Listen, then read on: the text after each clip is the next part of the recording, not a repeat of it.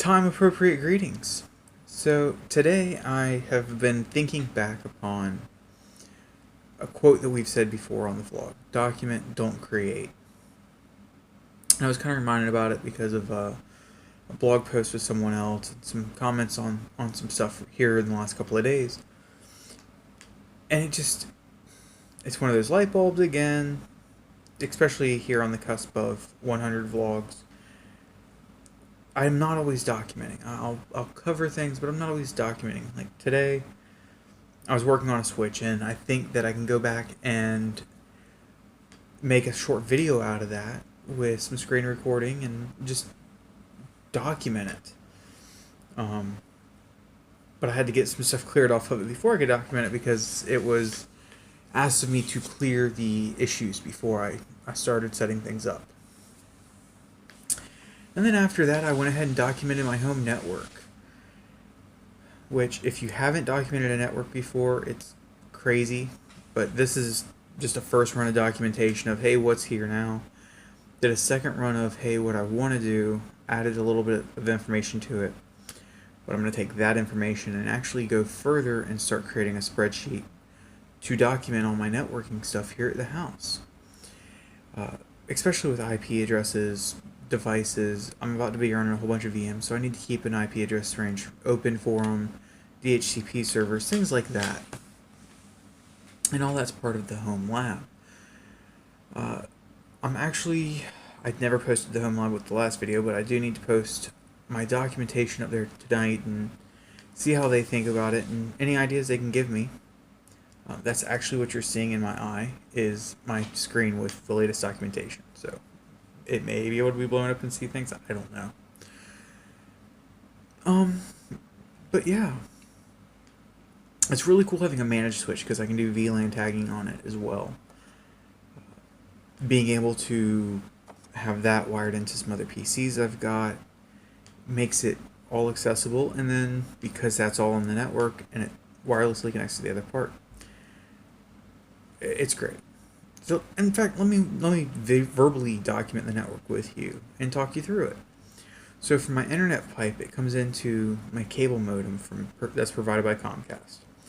We have that into a TP-Link router with DDWRT, and that runs a majority of the stuff in the house wireless-wise. DHCP controls, has a couple things plugged into it, including the Xbox right now, Pogo plug server, and a Raspberry Pi. Raspberry Pi and Pogo are about to be pulled into the home office now that I have a 24-port switch. But from that wireless access point that controls all the wireless devices, phones, a couple of laptops, and a couple of Apple TVs and a PS3, which barely gets on the network.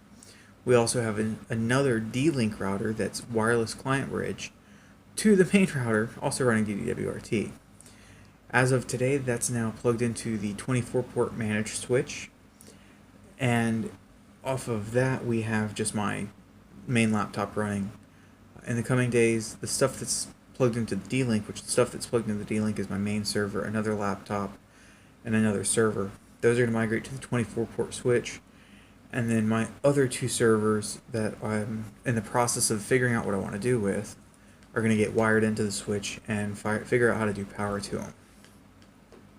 So that's kind of a little bit of what's going on with it. And I'm really excited to see what we're going to do in the future. I know I'm going to be running at least a Plex server, so we can do some virtual. I'm going to do a virtual Plex server so that we have a local media box on the network, and we can rip our DVDs to it. I think that'll be better as my daughter gets older. She can watch whatever she wants, stream it over the network. It's going to be fine to stream it, as well as she will be able to just not mess up discs. It also allows my wife to stream stuff. We don't have to worry where the disc is for it. We can watch the same movie in 3 different rooms, and it's okay. I know I'm going to run FreeNAS on one of my servers just because I want to have a ton of storage, and I know I want to use FreeNAS. As for the other servers, they're going to be the virtual hosts, which one will run Plex. I'll probably have some OwnCloud or NextCloud instance running. I will probably have a C file, because that's a new backup program I want to try. there's a lot of things I want to try, make my own DNS servers, things like that. So having this lab equipment is definitely going to be beneficial towards that. Today, I picked up this Raspberry Pi from one of my managers at work. He brought it down to me from one of the sites. We needed it for that's going to be a Nagios test. And then I've got two others over on it was little red bags right there. Those little bags are two more Raspberry Pis that are for Nagios installed. So that's actually what we're going to be working on tomorrow, as well as the website. So I've got my day cut out for me, and I'm looking forward to it. So we're going to cut the vlog there today, and I hope everyone's had a great day getting back to work and getting their week started, and I hope everyone goes out and accomplishes great things this week. So please like, comment, share, and subscribe, and we'll talk with you later.